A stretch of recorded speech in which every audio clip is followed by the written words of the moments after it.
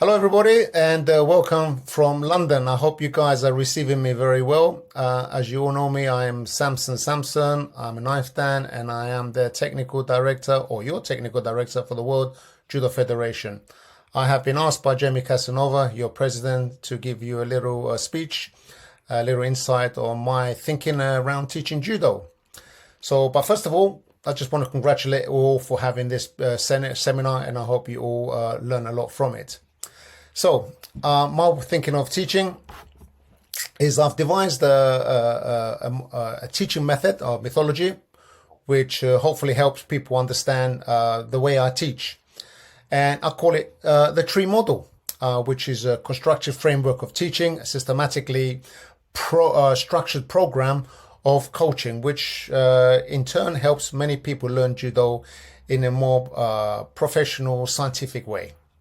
Okay, so why is it important to have a framework? I've taken the time to send to you everything in writing, so you'll have a better understanding, because my English is not always, that very good, and I have to think about writing things down. So why is a framework important in judo? Well, it's very logical, really, and common sense. If you turn up at a class and you're just going to run things at the top of your head, the chances are it's not going to flow very important or very clear, and the student's going to get confused. So understanding what you want to teach and how to express yourself is very, very important. Judo is taught with a clear structure. That means you know what's going to happen before it happens. So you know exactly the message you want to come across, or the progress you're trying to progress your student. Lessons are connected, and students learn with maximum efficiency. In other words, nothing is complex or complicated, because you're very clear in the way you want to teach. Students then see the positive progress, have fun, and keep training. Surely, if a student's enjoying themselves and they're not finding things very difficult, they can see they're developing. That's definitely very, very important. So overall participation, performance, and perception of judo increases. So what that means is, if you're teaching very clear and you have a structured program and you know exactly what you're going to teach and how you're going to teach it, a student understands. And don't forget, they're coming to a session to learn. Whether you're a beginner or world class, it's important to learn. There's always room for learning. If your program of teaching is not structured, then you have no idea where you're going. It's like trying to get from A to B. If you have an idea how to get from a place from A to B, if you know the way, you're going to get there nice and easy. If you don't know the way, you're going to get lost. And what we don't want is teachers getting students lost. So it's very, very important that all teachers, whether you're running a basic course or a complicated international course, you should have a fundamental principle of a structured framework for teaching. Okay, so what is a structured program? What exactly am I talking about? Well, I've devised this model called the tree model. And a tree model represents a structured, connected program. For example, a tree is in the middle of a field, and the tree is connected with the ground using its roots. The roots have a bark. The bark have branches which branch out in all sorts of directions. And on those branches we have leaves, and occasionally we have fruit. Every part of that element on that tree represents the way I think and the way I teach. Let me try and explain to you. Okay, let's look at the seed. What do I mean by the seed? Well, the seed is what everything grows from. Without the seed, we have nothing. Everything has to have a seed. Now let's pretend that the seed is the instructor in this case. Now, pending how good the seed is will determine how strong the tree is going to grow. So the instructor, to become an instructor, first of all, he needs to understand all the forensics of judo. He needs to have done his homework, he needs to have trained and develop his own personal understanding before he continues to teach. So we look at the seed as the instructor who's going to make things grow from the beginning. Okay, we've gone from the seed, which is the main instructor, onto the roots. A tree will not be able to stand up without the roots holding it down to the ground. So it's very important to establish the roots. Now, what do I mean by the roots? Every technique has to be developed, has to be progressed. And I look at the roots as the exercises that we do for judo. For example, Osotogari, the technique itself is Osotogari, but how do we develop Osotogari? So there are specific traditional exercises which are all designed to represent the type of technique that we're working towards. So understanding exercises to develop the movement of Osotogari, Haragoshi, Taitoshi is very, very important. So understand that judo is not just about techniques. It's what we call the foundation, the preparation towards developing a technique. So working on and understanding your exercise regime is very, very important. A lot of people rush into randori, rush into chikomi, then there's no preparation. The body needs to be trained. If you have a weak body, your body is not going to respond to what you want it to do. So preparation, developing your muscles, your knees, your back, your shoulders, your gymnastic body to be able to put it in positions that it needs to go is very, very important. So I work a lot on gymnastics, a lot of body exercises, but there are traditional exercises representing the techniques that we're going to be working towards. This is being structured to structure your exercises to represent the type of throws that you're going to be working on is really very, very important. Okay, we've established the roots. We've talked about the seed, which is the instructor. Now, the next program here is the trunk. The trunk represents the actual technique, the actual throw, and it is the strongest part that holds everything up together. So teaching the actual technique is very important. I like to teach this technique with 3 principles. It's what we call whole, part, whole. Now, what that means is when you demonstrate a technique, you should demonstrate it wholly, complete, and it's important to demonstrate it from different directions. This gives the pupil a chance to see the technique in action, and this way you can visualize what it looks like. From then on, the instructor should break down the technique in part. That way you explain all the dynamics, all the science behind the technique, like breaking the balance, what we call kuzushi, tukuri, gake, nage. And then once you've broken the technique down, then you demonstrate it again in its glory, which is the fall. So it's whole, part, whole. Now here, the student gets to see the whole technique in action. It gets to understand the science behind the technique, and then it continues to practice. So this, I call this the trunk. The more the instructor can explain the technique, the more detailed he could exercise, then the student will understand and be able to practice the technique to the point where the trunk becomes very, very strong. Let's go over to the branches. Branches are fundamental, and of course they are connected to the trunk of a tree. We've talked about the seed, which is the instructor. We've talked about the roots, which is the training. We've talked about the trunk, which is the main throw itself. But where do we go from the main throw? Judo is not stationary. Judo moves around. Your opponent's going to move around. So I look at the branches of a tree as part of your next stage development. So we need to be able to do the throw while your opponent's moving to the left, to the right, moving backwards, forwards, or in circular motion. But at the same time, fundamentally, you're still developing the individual throw, but you're adding the next level of extension. So this is now we're growing the technique. They're getting a little bit more complicated. There's a lot of movement involved, and you're dealing with different diversity of movements. And that happens because a tree has many, many different branches.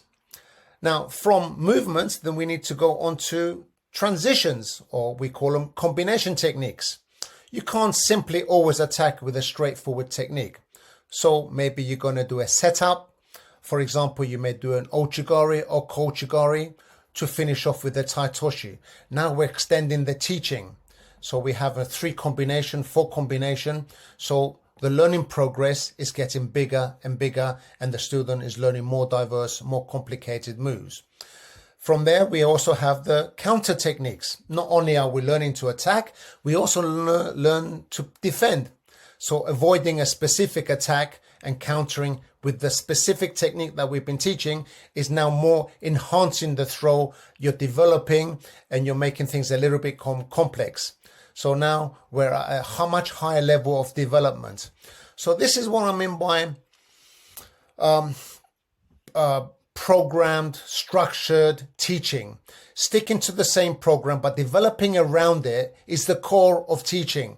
This way the student understands more fundamentally what you're trying to do. It's not good teaching diversely and everything's mixed up. We have to stick to the same structure if we're going to make progress. Okay, we're going to move on to the leaves. The leaves to me are the most important because that is the build-up of everything that we've learned. The idea is the final product of putting a technique, a skill into actual progress. And the way we do that is put all the elements that we've learned into a constant practice. And the way we do that by developing that technique and making it effective is by practicing with a variety of different students. Because every time you practice with a different student, your technique has to be slightly adjusted. We need to do lots of uchikomi, lots of repetition. You combine the transitions from setup, counters, combinations, and now we're taking it into groundwork. So you're throwing and transitioning into groundwork, whether it's arm locks, strangles, or hold downs. So by putting all this extra practice into it, you will develop even further. Okay, so now we move on to rain. What is rain? Rain is the life source of any technique. So a teacher needs to use the principle of rain to constantly recap and reinforce everything that he teaches. It's very important that he connects all his teachings through week after week after week. This way there's growth and there's progress in their technique. It's not good showing something once and then showing it again in 3 months' time. A student needs time to develop, time to grow, but using different teaching methods, but being sustainable on a regular basis is the best way to develop a student. It's very important that do not teach anything else till the student fully understands what you've been trying to teach him. And the same principle applies to a student. If you've learned something and you don't continuously practice it, you would lose your ability. It's very important that you keep things in mind. You consistently practice and practice and practice. This way, everything becomes natural and instamatic, and this way you develop further. It's not good learning 20 words but only understanding one. Learn one well before you move on to 2. Learn 2 before you move on to 3. But to do that, it has to be consistent through a teacher's point of view and a student's point of view. And as I said, all judo techniques are important. The principle I'm just trying to explain to you using a very basic tree principle is that every technique needs to be taught in a certain way. And this is a structured program to try and explain to you that all judo techniques need to be structured and there's a program of progress by keeping to the same program. Stick to the same page, develop around every single technique. This way, everybody learns the right way and everybody progresses in a progressive way. Okay, now we're moving on to a forest. So far, everything we've talked about was about one tree on the ground. And that represents one technique, one throw, one groundwork, whatever technical skill we are talking about. Now, this principle of teaching is that from one simple seed, one simple growth of the throw, there are so many different dimensions around it. You teach the throw and then you teach everything around that throw. The throw itself, the principle, the breakdown, the movement, the transitions, the combinations, the counters, the development, the exercise. Now, we are talking about one tree. Now, if we combine, say, 20, 30, 40, 1,000 techniques, then we have a forest. And this is what my principle is. Surround yourself with many techniques by using the same principle.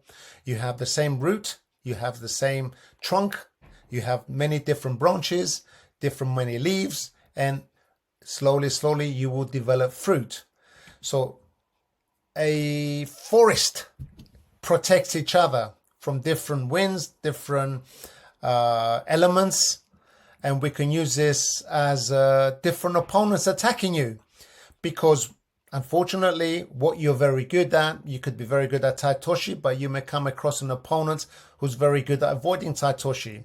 Therefore, you resort back to a second tree to do an uchimata, a tomonagi, Hanigoshi, Hizaguruma, Sumigeshi. So I look at every different technique as a different tree creating the forest. So you may think I'm a little bit weird, but sometimes giving people examples and trying to